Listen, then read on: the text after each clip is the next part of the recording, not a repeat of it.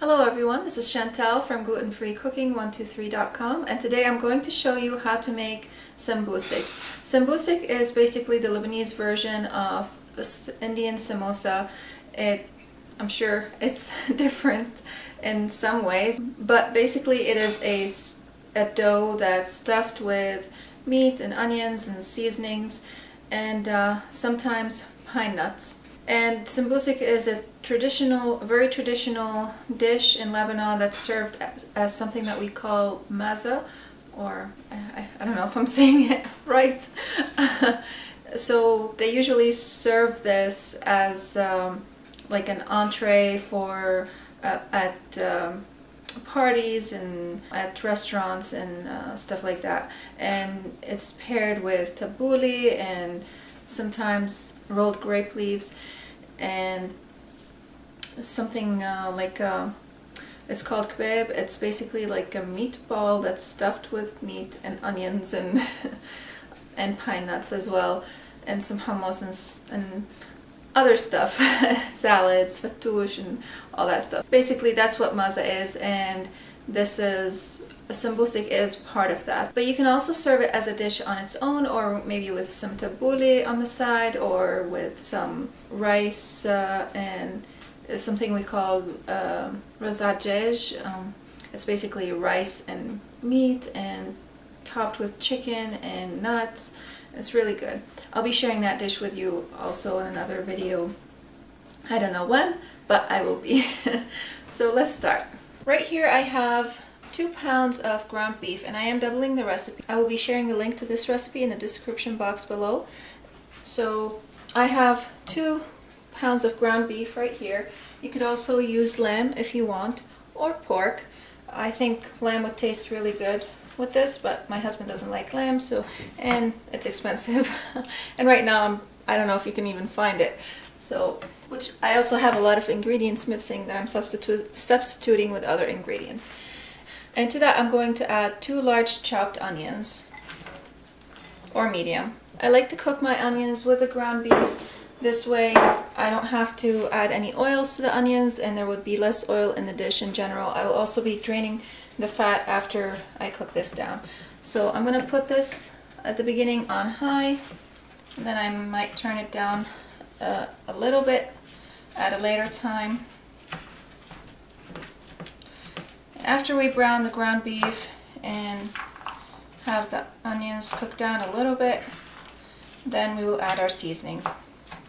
Sambousek is a dish that's shared among many Mediterranean countries, and every Mediterranean country has their own version of sambousek. Also, the spices differ that we put in here differ from country to country, even from family to family. My mom always puts cinnamon in there. Some people might put 7 spices and allspices. I just use cinnamon. I find it to add the best taste, but if you want to try that out and experience with different flavors, you can do that. And maybe if you even want, you could change the flavor to whatever taste you are used to, like whether it's Mexican or Italian spices, whichever you prefer. I'm just showing you the Lebanese version, my mom's version of that, turned into a gluten-free dish, of course. And I'm making extra because I'm going to be putting some in the freezer because I'm getting ready for my baby.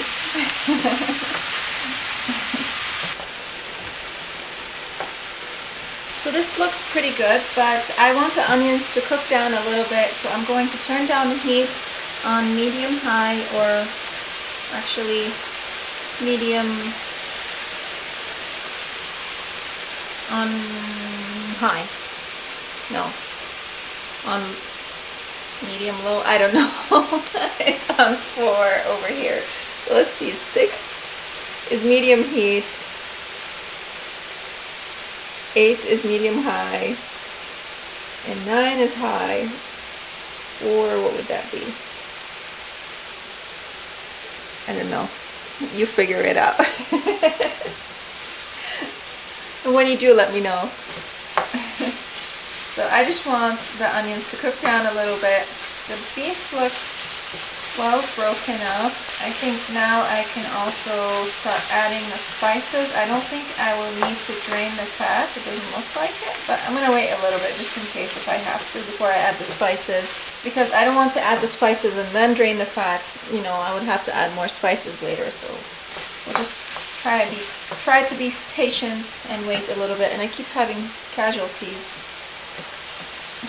So I tried recording this video before and the lighting was horrible because I was recording at night. I don't have studio lights over here.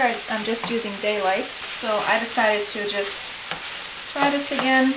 I have a lot of videos that I recorded that I'm just kind of ditching and I'm not going to use.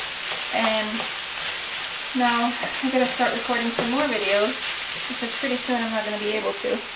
Okay, so it looks like I don't need to drain it. There's really no fat left over right here. So now we're going to add the seasoning. I have the heat on medium-low right now. We're going to put 2 teaspoons of salt, 4 teaspoons cinnamon, which are basically a tablespoon, and a teaspoon.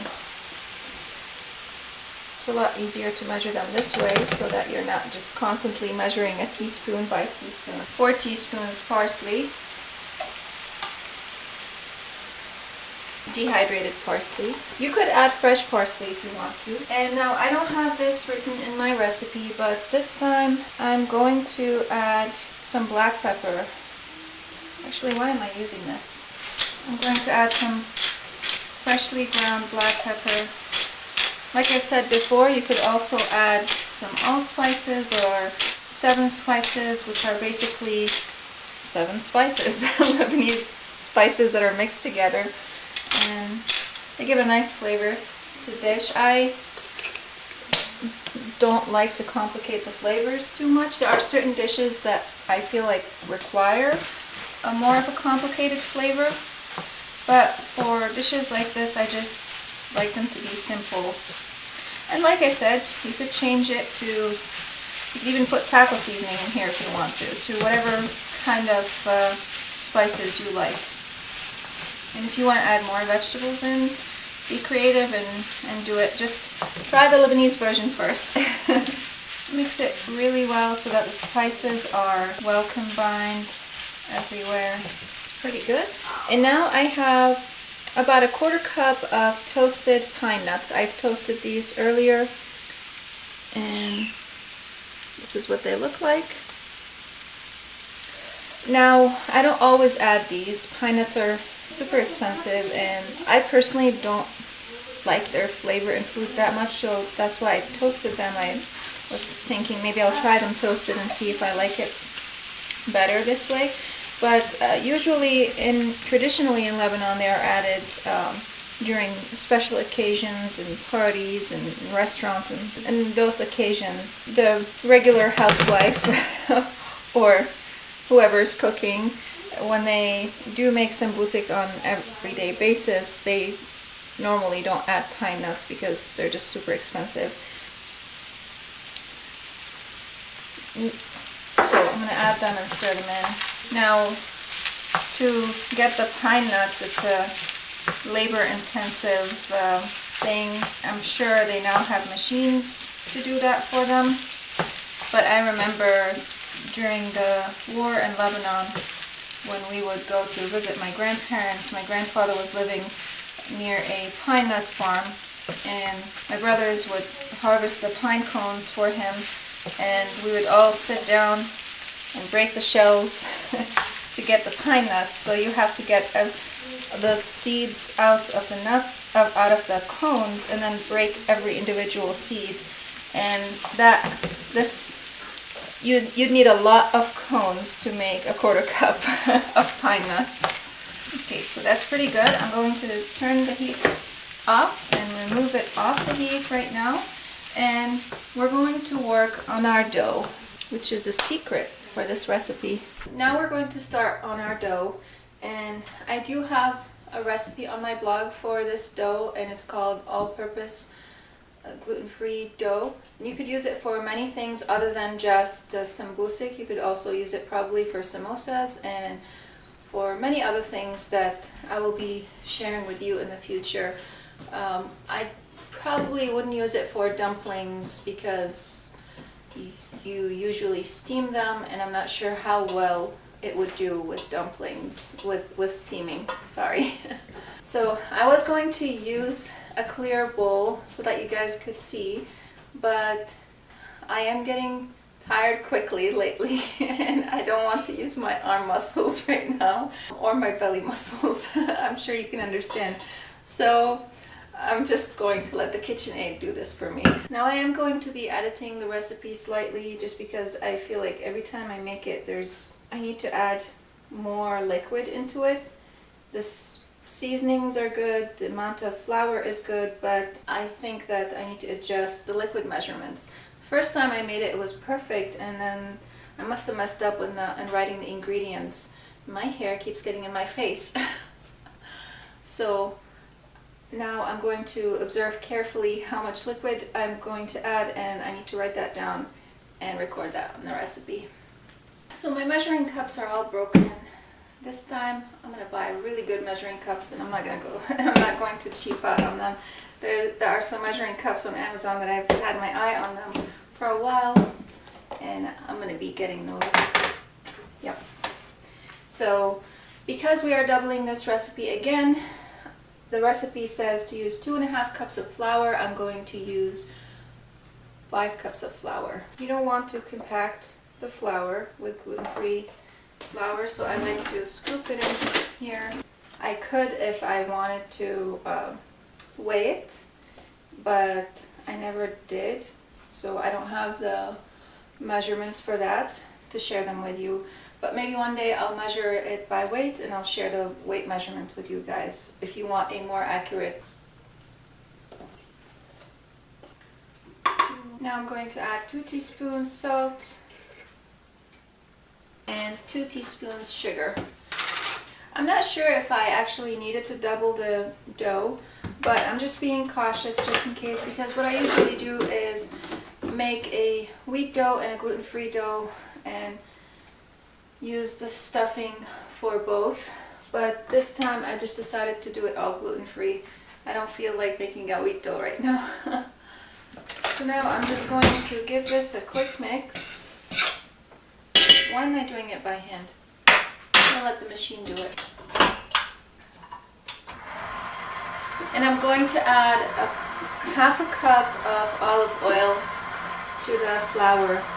And I like to add it now so that the flour gets coated with the olive oil all around.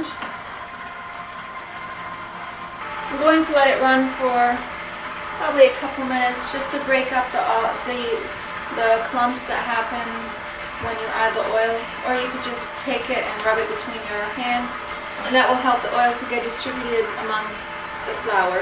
Okay, I think it's pretty well distributed right now, so we're going to add our yeast and our baking powder.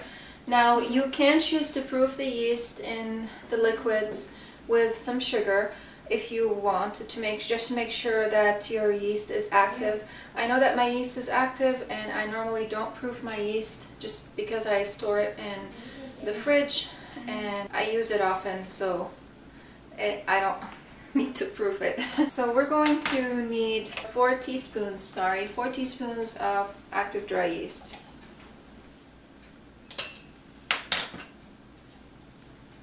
And we need 2 tablespoons of baking powder. And I'm running out of baking powder because I baked so much already. Now mix those in a little bit. For the liquid ingredients, you do want to add an egg. And I don't have an egg right now, so what I did, you need 2 eggs because we're doubling the recipes. I don't have an egg right now, so what I did is an egg substitute, which is 2 tablespoons of milled flax seeds mixed with 3 tablespoons of water, equal to 1 egg. So if you also are allergic to eggs, or you want to avoid eggs in a certain recipe, if you're vegan, of course you're not going to be making this recipe, you're probably going to put vegetables instead of beef. Use mushrooms. So Yeah, you could use that as an egg substitute, but it's been sitting out for a while because I was preparing the things for the recipe. So I'm going to mix in just a tiny bit more water in here because it looks a little bit on the drier side than I would like it to be. And then we're going to add it in here. So those are equal amount of 2 eggs. One thing I forgot is to add xanthan gum, and I didn't even write that in the recipe. Need to update that. So don't worry guys, before this video is out, this recipe will be updated and you'll see the correct recipe on the blog.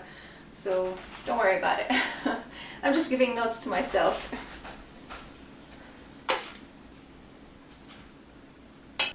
And we also need 1.5 cup of warm milk. So I'm going to warm this up a little bit in the microwave, and I don't want it to be hot because we don't want to kill the yeast. We just want it to be warm enough to help the yeast to rise. As usual, you could use any type of milk that you prefer. You could use almond milk, even coconut milk, or soy milk, whichever type you want. All I had was just powdered milk right now. I'm kind of running low on stuff. I used the eggs in baking some blueberry muffins and pancakes yesterday to freeze them, and now I'm out of a lot of stuff. So I'm going to try to put 1.5 cups of milk. I did make a little extra milk just because I'm not exactly sure of the amount of liquid that I need to add. So I did make a previous video about this specific recipe, but like I said, I'm trying to adjust the recipe to correct it, and I'm taking you along with me. And we're going to add 2/3 cups of warm water. So that's all the ingredients. Now we're going to mix it.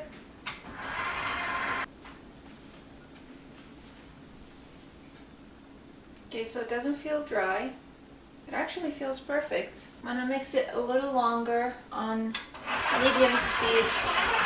I was gonna mix it for 2 minutes, but it looks pretty tough on the KitchenAid. I don't wanna ruin the engine. I'm gonna try to take it out and put it in this bowl. It sort of feels like a wheat dough. You don't want it to be more wet than this, because if it is, you're not going to be able to make the sambousek out of it. And you'll want to make sure to cover it to keep it moist. Otherwise, you're gonna end up adding liquid to it over and over again. So I suppose the amount of liquid that I did put in the recipe on the blog is the correct amount. I'm guessing that sometimes the environment affects the texture of the dough, and that is normal. And in the winter we tend to have a very dry environment. When I was filming that video, it was during the winter. Right now supposedly we're in spring. It's May 9th and it snowed today. It's insane. If you follow me on Instagram, I recorded a story of that, and in 1 hour there was like about 1/2 inch to 1 inch of snow, something like that. I don't know. I didn't measure it. I was eyeballing. Okay, that looks really good. I'm very happy with this. I covered the dough with a saran wrap just to prevent it from drying out. I forgot to mention that I used my gluten-free flour mix for this dough, and I use it for a lot of stuff, and this is one of the things that I use it for. There are some recipes that I don't use this flour mix for, but usually when in doubt, that's the flour mix that I use. It's my own mix, and I have that on my website. I'll put the link for that recipe as well in the description box below. So there are several ways that you can start doing this, making the sambousek. First, you need to roll the dough, of course. So to do that, I have several different things here. Let me just bring it down so that you guys can see a little better. So I have a tortilla press right here that I've lined with some parchment paper. I just took a piece of parchment paper, cut it to the size of the diameter of the tortilla press, and folded it in half So this way the dough will sit in here as I press it. I also have here a silicone mat which I can use to roll the dough on if I'm going to roll it using a rolling pin. And if you want to use a rolling pin, you're going to need some olive oil or any kind of oil that you want to use, and just cover that rolling pin with the olive oil and to prevent the dough from sticking to the rolling pin. I'll show you both ways anyways. You could also just oil your hands and press the dough between your hands or on this silicone mat. So let's just start. Alright, first thing, I'm going to use this tortilla press right here. Now you can make these as big or as little as you like. I'm going to make a small one, maybe. I'm not sure. We'll see. Okay, so just kind of roll it into a little ball like this, and then gently press it between your fingers, between your palms, and I think that's going to be a big one. Oh well. And press it in the tortilla press. Yeah, that's going to be a big one. That's alright. Okay. Yeah, that's a big one. It's okay. Okay, I have my stuffing here. I'm going to put just enough to fill the middle. I think that's a little bit too much, actually. Like this. And then I'm folding it in half and pressing the edges.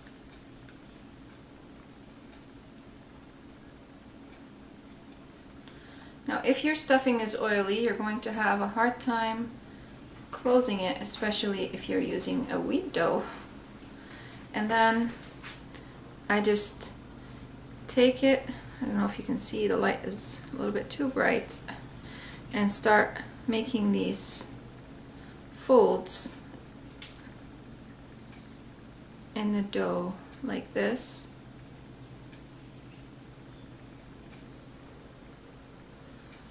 And they give me this shape.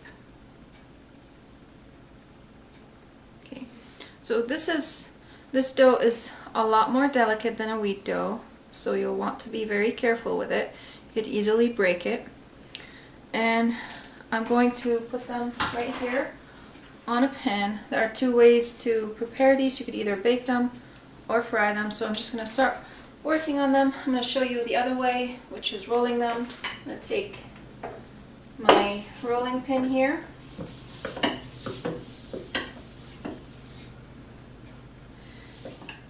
Now with a wheat dough, you could roll the whole thing and break it into like little pieces, little circles, by using a cookie cutter or a small bowl or something like that. But with this dough, you don't want to do that because it will dry out quickly.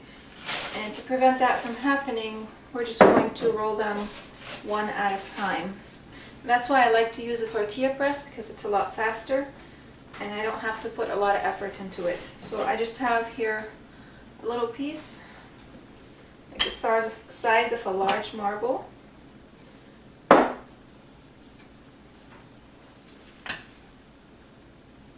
There we go. Like that. And again, let me get closer to it. I wish I had a better stand right now for the camera, or two cameras going or something like that. So I filled it this much. There's about a teaspoon and a half in this small one. Okay, again, I'm pressing it on the sides and folding.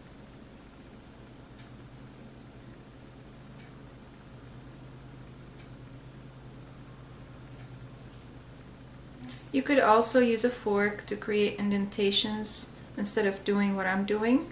So to make sure that the dough is well pressed together, I'll show you that technique as well. And this is what you want. It's going to look like a crescent. Let me see if I can. There we go. The last method is to just simply use your hands. Take a little bit of dough.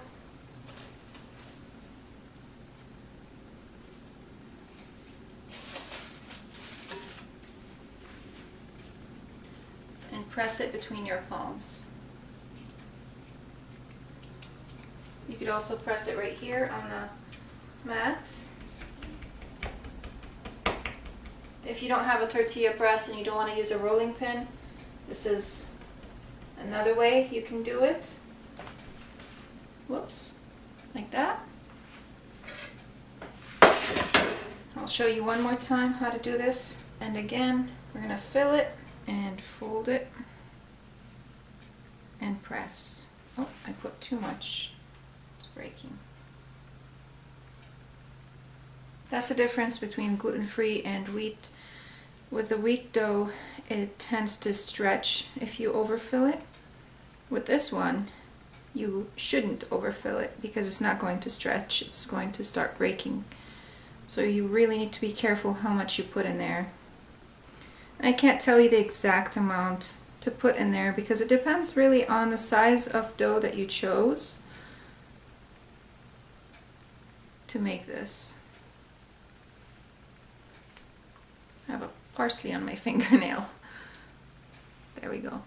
Here's another one. I'm just gonna put all these things aside and use my tortilla press. You're just going to take it and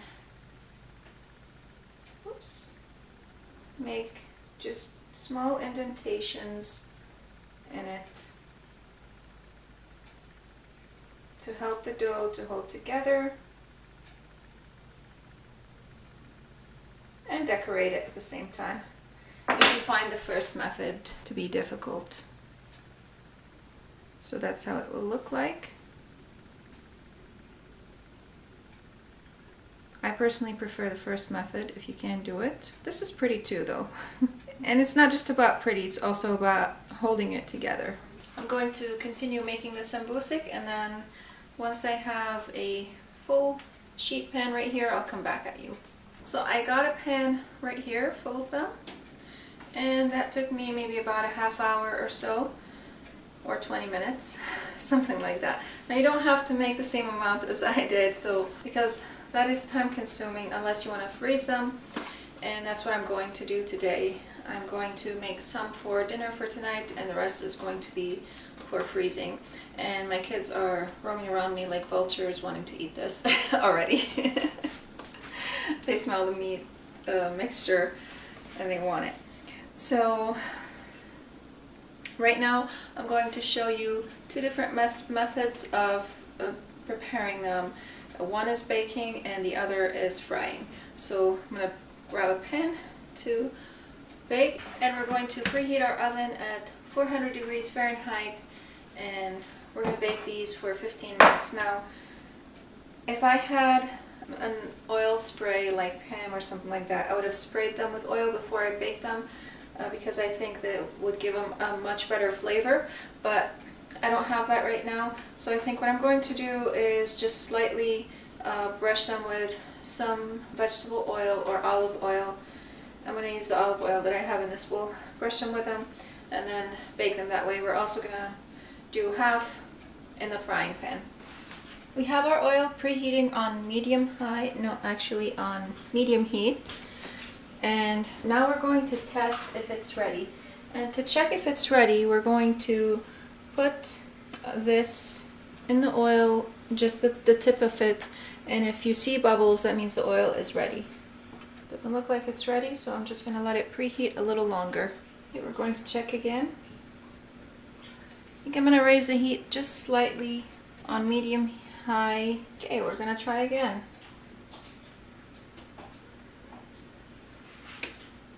Yep, looks like it's ready. Okay. Now we just want them to get golden brown. We don't want them to burn. I think now that the oil is hot, I'm going to reduce it to medium heat again because I don't want them to burn, and I also don't want to crowd the pan, so I'm going to stop right here. Also, I have a plate here with this cooling rack on it so that the oil can drip. You might need to flip them every now and then if they let you.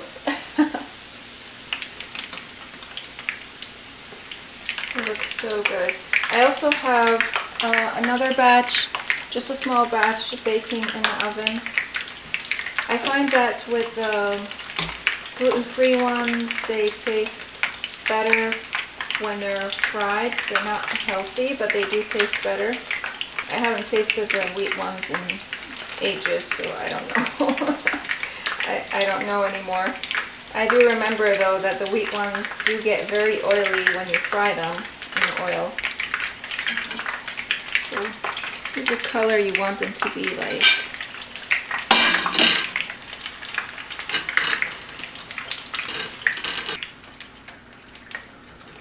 Just be very careful as you do this because the oil is just super hot. And I'm not gonna lie to you, this is a time-consuming recipe, but if you do it with a friend or maybe with your kids or your spouse, this will pass by quickly and it's totally worth the effort. Now for the ones that I'm making for the freezer, I'm going to give them a half fry, so I don't want them to reach this color. I just want them to have a slight color on them. So, and I'm going to flash freeze them. This is the first time I ever tried to freeze this dish, so this is going to be totally experimental, but I have a feeling that if I freeze the dough as it is, it's not going to behave well, like if I freeze them raw. So that's why I want to fry them halfway, and then when I take them out, I could either fry them or bake them. Now the challenge here is how many can I get into the freezer? Because I'm sure I'm going to have a hard time getting any into the freezer with everyone wanting to eat them. Okay, the ones in the oven sound ready. Are they ready? I'm not sure. So this is how the ones that were in the oven look like. The lighting here is bad. That's better. Okay, this way. And that's the bottom. They're of course dry. I did brush them with a little bit of oil before I put them in the oven. I'm going to turn off the heat and carefully remove the pan off the burner because the burner is still hot. So just to show you the difference between the fried ones and the baked ones, this is the baked one right here and this is the fried one. Baked, fried. They taste slightly different, and the fried one looks more appetizing and it does, I find that it tastes better. So I'm going to open up the fried one. It's really hot still.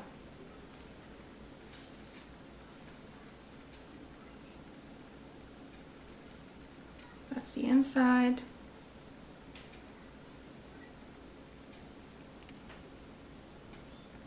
Whoops, dropping stuff. And just letting it cool a little bit before I try it because I don't want to burn myself.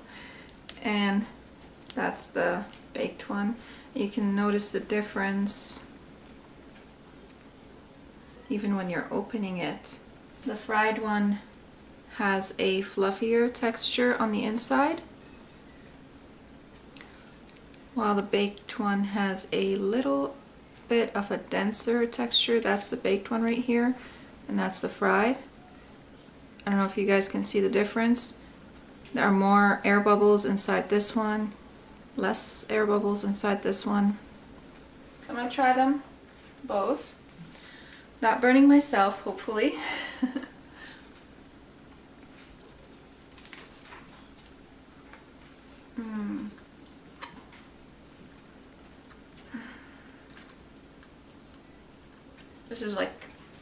I don't want to say like heaven, because definitely not like heaven.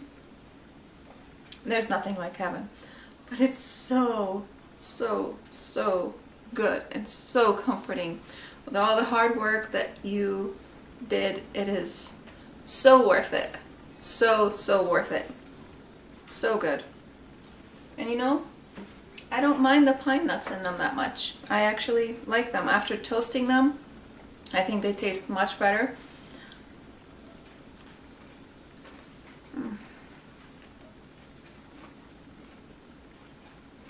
Savor the flavor. It is so good. Oh my goodness. Definitely something you need to try. So now the baked one.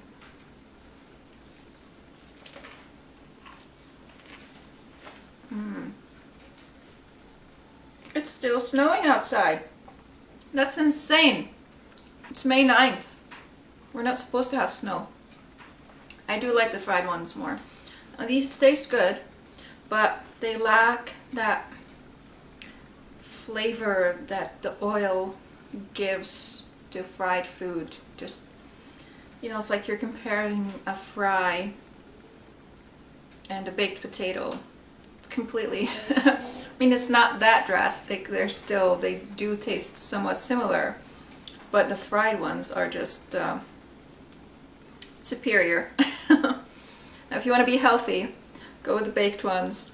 Not that this is a healthy recipe by any means, but it would be healthier because you're using a lot less oil.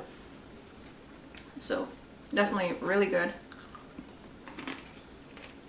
You know, the baked ones would taste good with yogurt.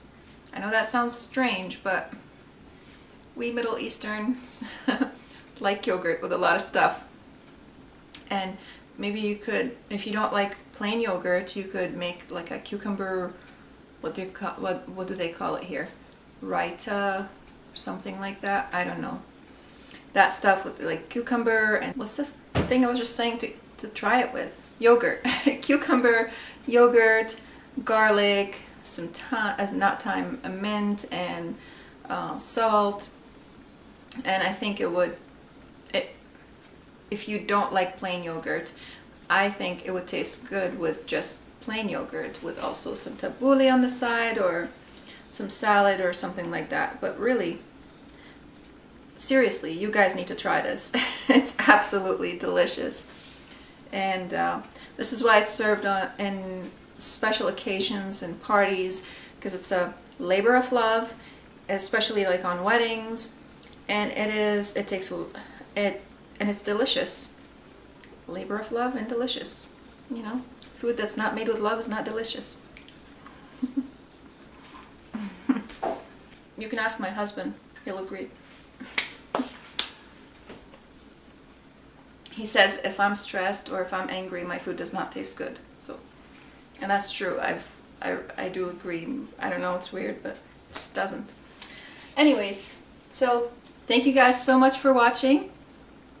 I hope you enjoyed this episode. I hope you learned something new, and I hope that you will take this recipe and make it your own. Don't be afraid to make it your own, but at least try it the way it is first. Just give it a chance. And if you don't like those flavors, you could change it up to whatever kind of flavor you like. I will have the links for everything, for the sambousek recipe, for the dough recipe, and for my baking flour mix. They will all be on my blog.